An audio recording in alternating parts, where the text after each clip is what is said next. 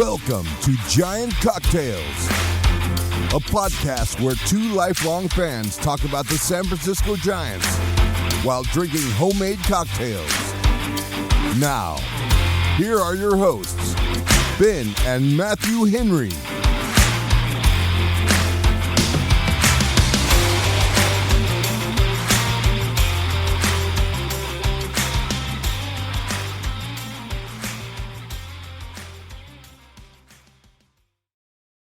Hello, and welcome to another episode of Giant Cocktails Midweek Review, where we mix baseball banter with a splash of the finest spirits.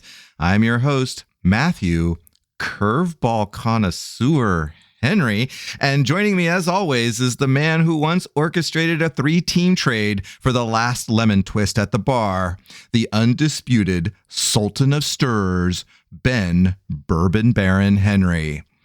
Today, we're shaking up some midweek madness with hot takes on the latest games and a special cocktail that is as surprising as a no-hitter. So grab your glove and your glass because Ben's got a lineup that'll knock your socks and possibly your coasters off. Let's dive right into the action. How you doing, Baron? Where does one wear their coasters exactly? I have a few ideas, but this is a family show. So I am not a curveball connoisseur. I just want to put that out there right now. Yeah. I that's the whole reason why I don't play baseball. I couldn't hit a curveball to save my life. Right. Well, you're the first person who ever said the words pitch shape on this show. So, if anybody's going to be into the curveballs, it's you. It's you. That's okay. All right. I'll take that. And I want to talk about that trade, that 3-team trade that I did for the last lemon twist. I gave up a whole bottle of Campari and I still don't regret it. No, that's a win. That's a win. All the pundits are all like, oh, that's like one of the worst trades ever. Look at this, blah, blah, blah. So many Negronis. And I'm just like, you know what? I don't care about your all-star team of Negronis.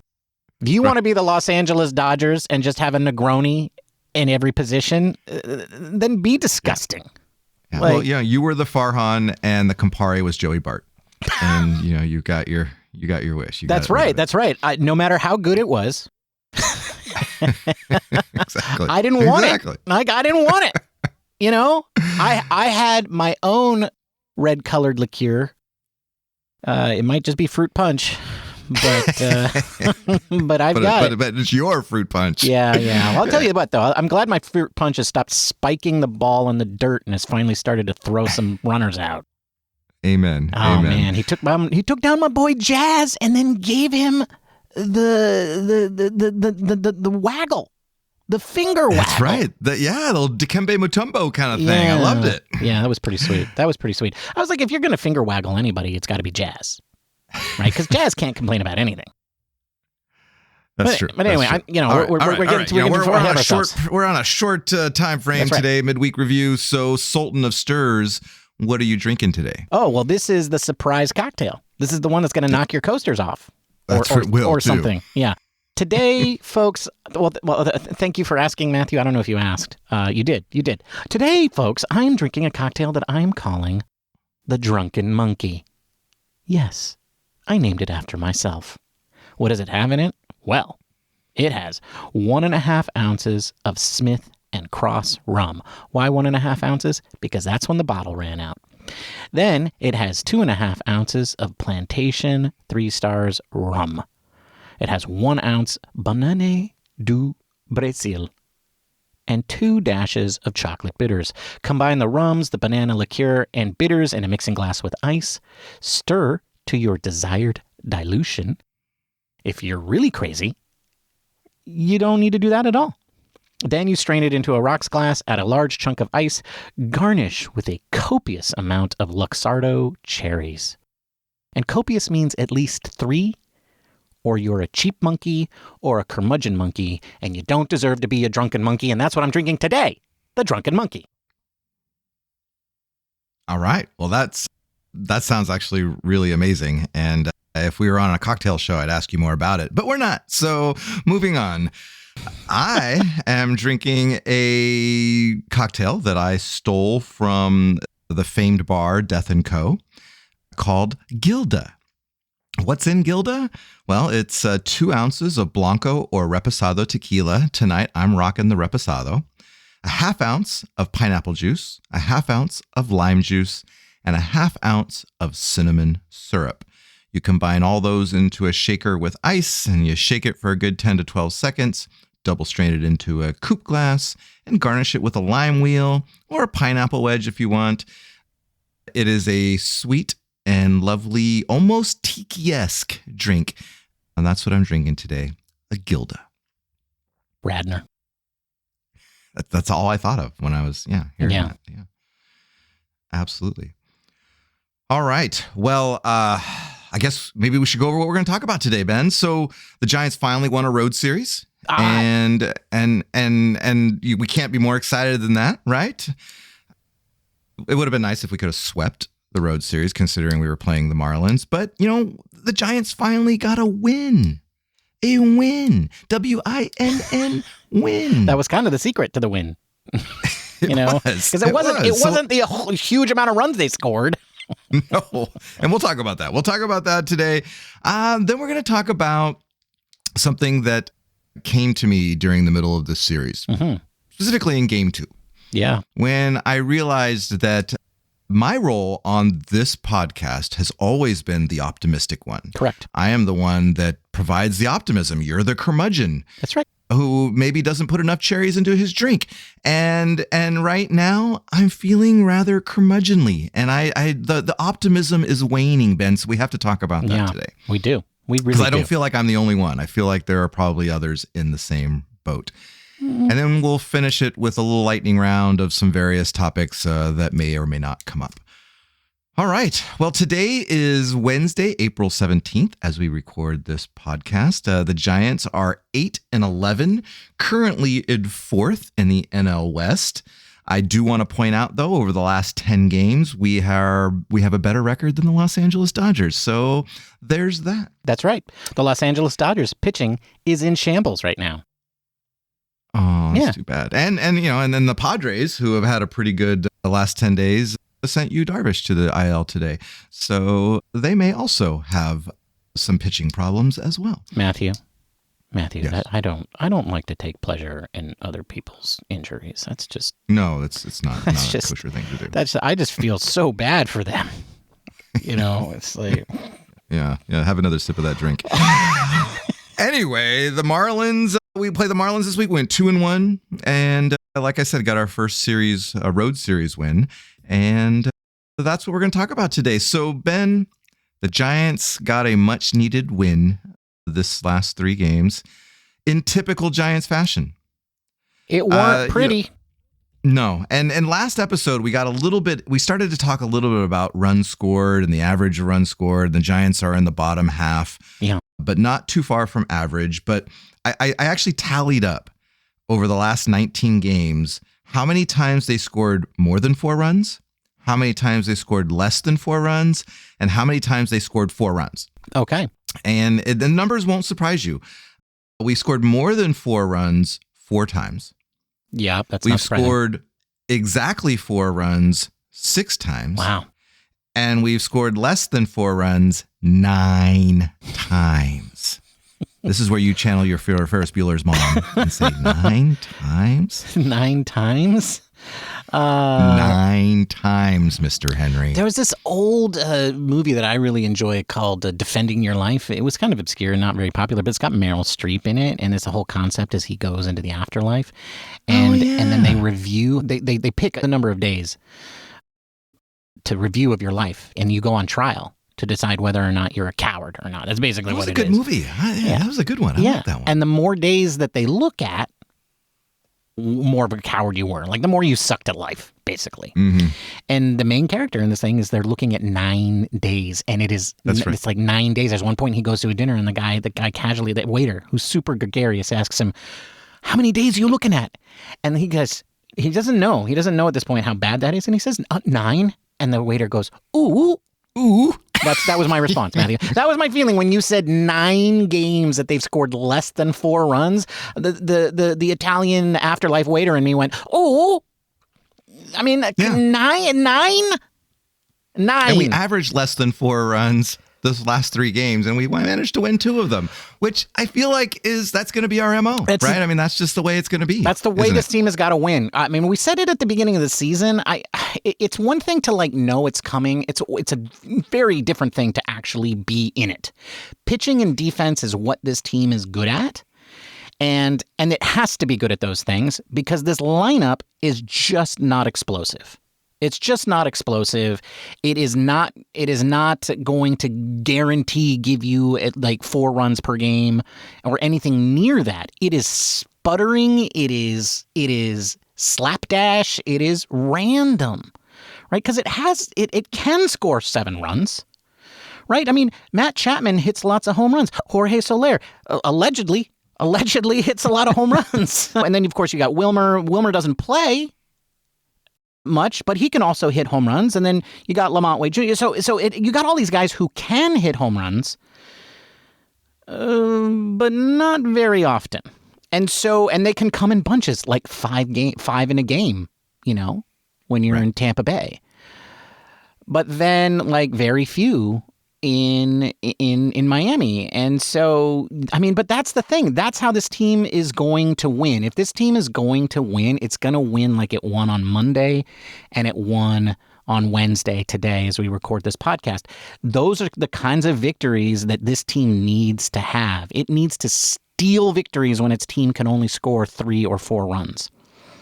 Agreed. And as far in a Monday's game, I think what was unusual was that they had a late game comeback. I mean, we actually scored runs late, and I haven't dug into the numbers on that, but it just feels like once the Giants are behind, the game's over. Well, that's interesting because they don't score runs early, at all.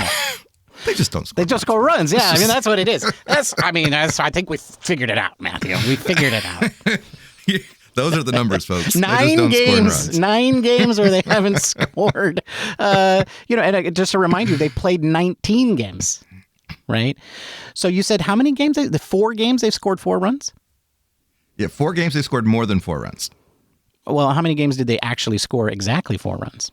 6. Okay, so 6. So you're telling me then Matthew, is that 15 out of their 19 games they have scored 4 or less runs?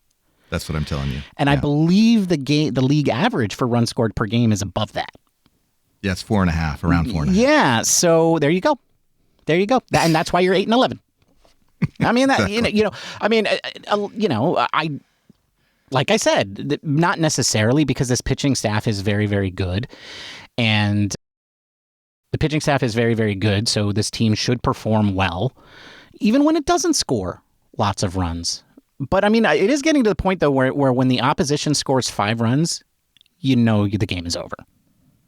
Like if the opposition, especially if you're down by more than 2. Well, whatever. No, I mean, it's just like if the other team reaches 5 runs, the Giants are going to lose. Yeah. Well, statistically speaking, that's true. Yeah. Yeah. I mean, not just a little true; it's a lot true. I mean, they're outscoring you by a run at that point or more. Yeah, that's pretty brutal. But Matthew, I mean, when you're in a situation like that, you got to find other ways to win. You know what I mean? Right. Yes. Yeah. And I mean, part of that, the pitching has been improving. Both starters on Monday and Wednesday did a great job, and even the bullpen is starting to gel. We're starting to see the roles taking place, and even their Giants are getting creative in the way that they use their relievers, like not getting them warmed up and then just sneaking them in, the old hidden closer trick. The hidden closer trick. Yeah. We saw that debut on Monday, and that was impressive.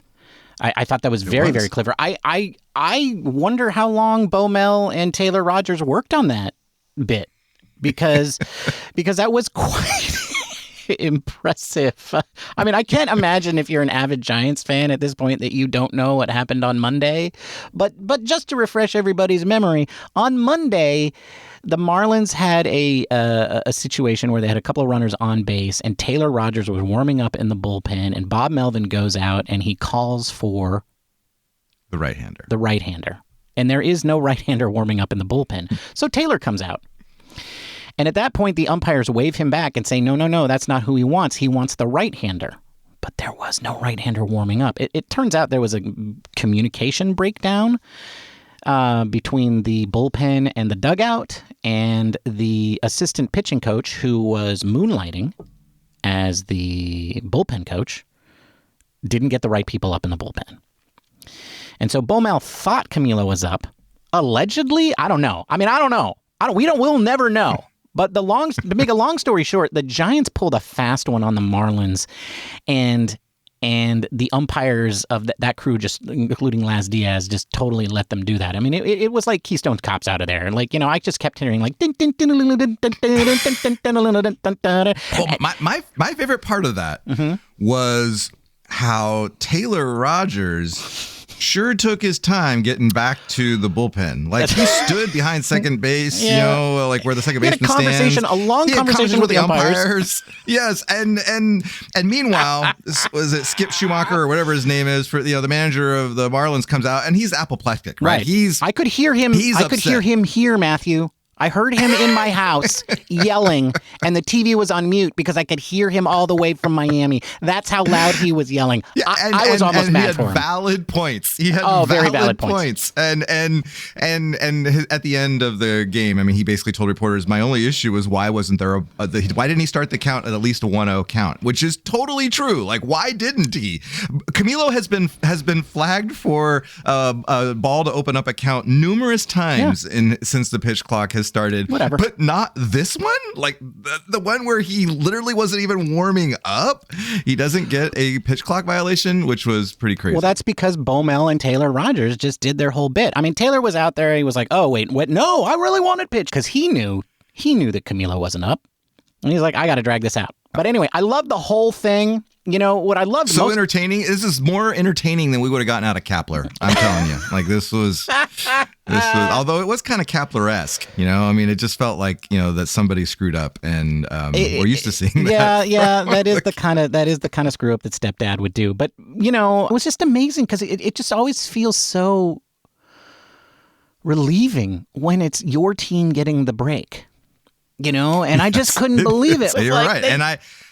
That's a good point. That's a good point, that the Giants, it's really weird to be on the good side of those calls. Right.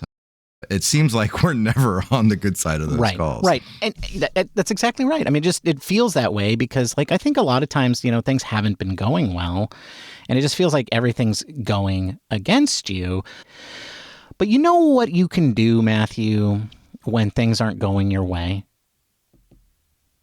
Is you got to find ways to win, Yeah. You got to be scrappy. That's right. You got to be scrappy. You got to be dirty. You got to do new things. You got to try the hidden closer trick.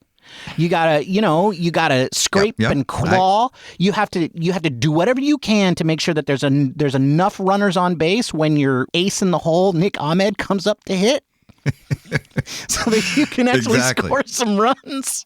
Exactly. And Ben, the word scrappy, scrappy's not too far from crappy. I'm just saying. Oh, no. No. And maybe this is a good segue into the next segment of my waning optimism. Oh, yeah. I take my role seriously. I have been like the Farhan cheerleader. I've been like, yeah, we're going to come back. This is great. All the moves are good. I have been the one that has been just beating that drum about how the Giants are going to be good. And I noticed that I'm not feeling quite that way anymore. And I'm a little sad by that. And there's lots of examples of why. The Giants have runners on second, third, and no outs, and they score one run. And it's like a typical Giants rally, is one run when they have multiple runners on base. I don't think that's a typical Giants rally. I think a typical Giants rally is they score 0 runs. They load the bases with nobody out, and then they score 0 runs. Although maybe you have me on semantics there, because maybe a rally requires 1 run. That's where I was thinking. Okay, yes. Got it. A rally means that you actually score. Okay, yes, you're right. I was getting to the point where I was letting them just getting runners on base, calling that a rally, because that's as close as we can get these days. Exactly. And then you bring in a guy, then on the bullpen side, you bring in someone like Nick Avila, you're only down by 2, and he gives up 2 runs immediately or whatever. It's just, there just seems to be... Nick's going to give up a run. Nick's going to give up a run. He is going to give up a run. And I don't blame him. He's been put in a situation. He was on the 40-man. They needed him. He's not the one that should be there. But at the same time, it doesn't make for fun baseball to watch. And I'm just, I don't know how to be optimistic about this. And the only thing that I can think of is that, they have to play better than that they've played. And that's what I'm holding on to, because at some point they have to. It may be too late. They have to. But I don't know. We talked a little about this on Monday, with the, at some point you're gonna, we're gonna look back on certain months and be like, man, maybe we missed the playoffs because of a bad stretch, and it's hard to watch this team and think that they're going to win any single game that they play. And you're wondering why you can't continue to, because you've been doing this for 2 years, right? 2021, you lost your mind. Well, this is our fourth year. No, right? that's what I'm saying. I'm saying you were really excited about Farhan coming in because you're like, finally, we got this nerd, and nerds are great, and go nerds, and then, man. I just, 2021 happened, and you were like, oh my gosh, the nerds, they've solved all the problems. Nerds rule the world, and the Giants are just going to turn into a dynasty. And then ever since then, it's sort of like been a regression to the mean, which I know is a nerd term. But, sometimes nerds think they're the smartest man in the room.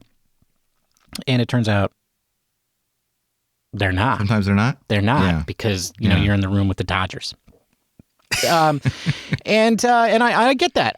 I think the reason, Matthew, why your optimism has tanked so much is because you have built up this idea in your mind of things finally going your way. Like, you have this picture of what you want, and then you don't get what you want, but you're kind of like, okay, well, we're making progress, and then finally all of these things happen that make you think you have achieved it, right? What happened, Matthew, is in the offseason is you were dealt pocket aces. Okay? You got.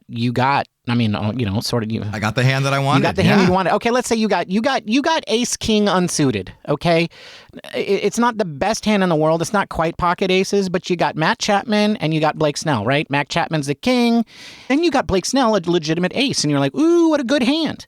Well, Matthew, I used to play poker professionally, and one of the reasons that I quit was because I couldn't come to terms with the fact that improbable does not mean impossible. Right. Okay. And the fact of the matter is that just because you got dealt a great hand before the flop does not mean that you're going to win the hand. And your expectations were so high, and then they come bumbling and stumbling out of the gate. And it's just been a total letdown. And that can be really demoralizing, right? They've just looked so flat. And you can see so many holes, and a lot of the holes are like, oh, this will get better. But some of these things are like, no, I don't, there's no reason this lineup should be explosive, right? You don't look at this lineup and be like, oh, it's so good, and they're just underperforming. I'm like, no, Matt Chapman's a 200 hitter who occasionally hits home runs. Yeah. Solaire's a 230, 240 hitter who should be hitting a lot of home runs, but isn't. Right? We don't know who Jung-Hoo Lee is quite yet, but do you think he should have been dropped to the 3 spot, Matthew? Is that how good he's been hitting in the number 1 spot? Because the last 2 games, Bomel has said, this is my best hitter, and he might be right. Well, he's got a 9-game hitting streak. He probably is their best hitter at this point. But, Ed, you're right, though. I think you go back to like the Fangraphs when they do their like statistical projections, and they do 1,000 simulation games, and they come up with a record. And this year the Giants are supposed to win like 86 games or whatever. Well, in that simulation, that's the median, right? And then but then 30% of the time they lose like under 81. That's right. And 30% of the time. Yeah. So we could be in that simulation there, right. It's possible. And that's where my optimism is like, oh yeah, there's a good chance that this is the team that we're playing, that we are. Yeah. See, this, I'm not as upset as you are. right? Yes, because you see, that's the joy of being the pessimist, is that you're not disappointed when bad things happen. Right. It's kind of like the under promise and over deliver, right? Like I'm on the opposite side. I'm on the recipient side. Like I just assume that people are going to be bad so that when they're good, I'm overjoyed. Right? Yes, that's my problem my whole life. And I'm not just like this as a Giants fan. I'm like this as a normal person. Oh, yeah. So. I mean, we're kind of having a therapy session right now. We're kind of talking about baseball, but we're also kind of talking about life. You know, we are. like here's the thing. Like, here's what I also want. Like, I've seen a lot of people being like, "Oh, this team can't play this this poorly all the rest of the season," and I'm like, says who? Okay, like I believe this team can be good, and I really do believe in the pitching and defense. I believe that if this team does win, it's going to be confounding and frustrating and aggravating and nerve-wracking all year long if this team wins 86 games. Agreed. It's going to be. You're always going to feel like you barely won whenever you win. And you're always going to feel like you barely lost. When you lose. That's right, because you're going to be like, oh, we should have. We went 0 for 10 with runners in scoring position, and that's just the way this team is built, and that's the way it's going to be, even if it's good. But at the same time, just improbable doesn't mean impossible, and that's how life works, man. But you got to embrace the positive. You got to embrace things like the hidden closer trick. It's time for a lightning round. All right. It is time for a lightning round, though. And Ben, I don't have a lot of lightning round topics, but I do want to cover a couple of things. One, Eric Miller is growing on me. I don't think he was even scheduled to be the lefty in the bullpen. And now he's hitting 100 on the gun. Nobody was scheduled to be the second lefty in the bullpen. Taylor's the... Regardless, that's irrelevant because Eric Miller's dealing. He is. And I think, he's this year's Ryan Walker, the guy that maybe you didn't know a lot about and who is now coming into crucial spots. He's certainly earning trust from Baumel and today he had 100 on the gun. How many lefties do you see that do that? I mean, that's crazy. That's one. I've seen one. I mean, I know others can do it, but that's the one that I've seen. I will put him up there with Landon Roop to be this year's Ryan Walker. Yeah. Okay. Fair. Yeah. I'm really excited just by the progress that both Miller and Roop have made. So, I think the back end of the bullpen, the front end of the bullpen, the part of the bullpen that we see when we don't want to see the bullpen, is really coming together. Like, I think Miller and Roop have really demonstrated themselves as being long-term solutions. And then when Luke Jackson comes back, as long as he keeps the rubber ducks down, then I think suddenly we're down to a situation where we've only got one question mark, and that will either be Kai-Wei Tang or Nick Avila. Yeah, and then when Cobb comes back, then you even solve that depending on who gets moved to the bullpen. So I think Eric Miller is a key part of this equation, and it's been exciting to see him. Mm-hmm. All right, one more thing on the lightning round, Ben. Right. Okay. And this is just pure just insanity on my part.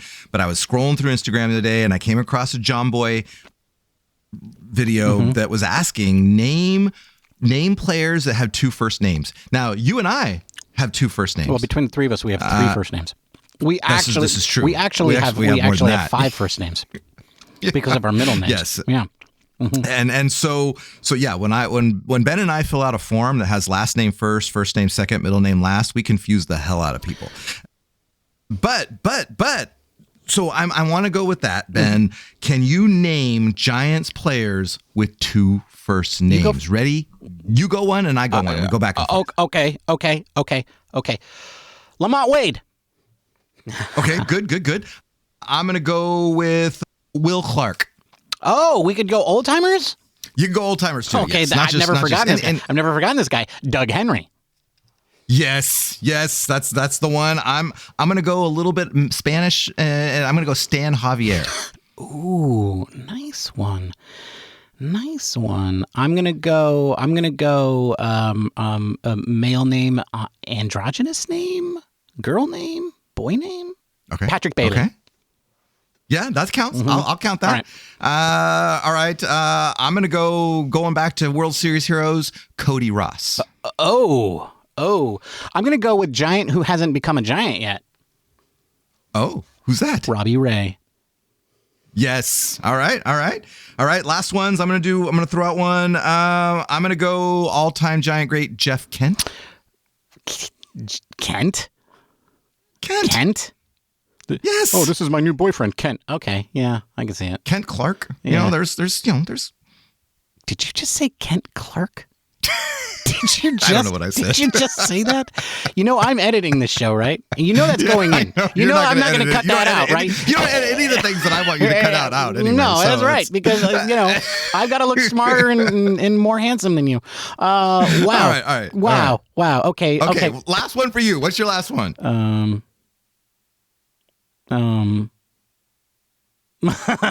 Got it. Jung-Hoo Lee. I don't even know how to respond to that. I feel like that's wrong, but I'm what are you also talking about? feeling like I don't know enough to say that it's wrong. Plenty of guys out there named Lee. Yeah, how many? Yeah, that's true. Okay. What are you asking me? How many Jung-Hoos there are? Do you want to go down that path? No. Yeah, that's right. Moving on. All right. Well, that's all we got for today on the lightning round. Looking ahead to next week, or actually this week, looking ahead to tomorrow, the Diamondbacks come into town. We play 4 games against the D-backs. The Thursday starter is Logan Webb against Ryan Nelson. I feel like that's an advantage. Giants. I feel like that's the game we should win, but how often do we say that with Logan and it doesn't happen? Yeah, some guy you never heard of is going to 2-hit the Giants. I get it, but that's the one that we should win. Logan Webb won't get any runs. It'll be like that. See, this is my optimism waning. This is what I'm talking about. Yeah. Friday though, Ben. Friday. Wow. Jordan Montgomery versus Blake Snell. Wow. This is the Scott Boras sweepstakes game. No, it's not. This is the game. Well, I know that Jordan Montgomery fired. Yeah, because I was going to say, what box is he going to sit in? Well, he's definitely not. He's not getting tickets from Jordan because Jordan fired his ass. And rightly so. Right, because he was Jordan didn't get a job until after the season started because Scott was too busy trying to get Blake a job. Yeah, and I think that Jordan, this might be his first game, right? This is his first game. Yeah, this is definitely his first game. Yeah. And then Saturday, we got Zach Gallen, that's a loss. Who's the Giants have struggled against versus TBD. And then on Sunday, we have Merrill Kelly, who's also been one that we've struggled against TBD. Oh, man. And I want to know, why don't the Giants just say that it's Harrison and Hicks? Why do we have to be like TBD like that? It's Harrison and Hicks's turn in the rotation. Well, I don't know why. Well, maybe they know that we suck against Gallen and Kelly, so they're just going to throw Tyler Fitzgerald and Kai Tang out there to pitch. That's right. And then they're just going to let Harrison and Hicks pitch the next 2 games because it doesn't matter who faces Kelly and Merrill. Kelly. Whatever. Yeah, whatever. I don't care. Oh, 2 first names. Those 2 Diamondbacks who always just nuke the Giants, and I hate them because they're just the Diamondbacks should never be good.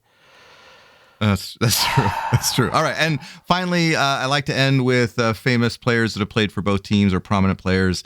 Of course, there are lots to choose from. Randy Johnson, Madison Bumgarner, and Matt Williams, and Wilmer Flores. Wow. We forget that Wilmer played 1 season with the Diamondbacks before he signed. Yeah. I the only one of these that I like, the only one that doesn't make me angry is Wilmer. All the other ones make me angry. Yeah, because they shouldn't have gone. No. Madison should have never been a Diamondback, and Randy Johnson never should have been a Giant. And but he won his 300th game with the Giants. And Matt Williams Matt Williams has only ever been a Giant. I don't know why people say things like that he wasn't. That's true. That's true. I don't know why we. Some people say he played in a World Series for somebody else. No, that's blasphemy. That's just the booze talking. Yeah, that's ridiculous. It's ridiculous. He's been coaching third base ever since he retired.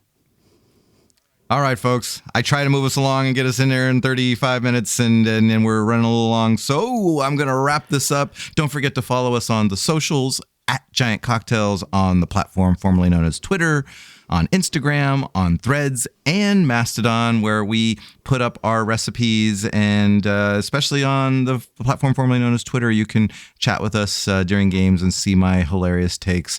And don't forget to subscribe if you haven't done so already, and rate and review if you like our show. It really helps.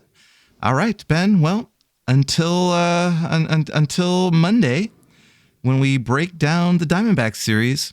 It was good chatting with you. Cheers, my friend. Cheers, Matthew. Bye, everybody. Goodbye. I'm supposed to say the goodbye. God damn it. Thank you for listening to the Giant Cocktails Podcast. Until next time, bottoms up.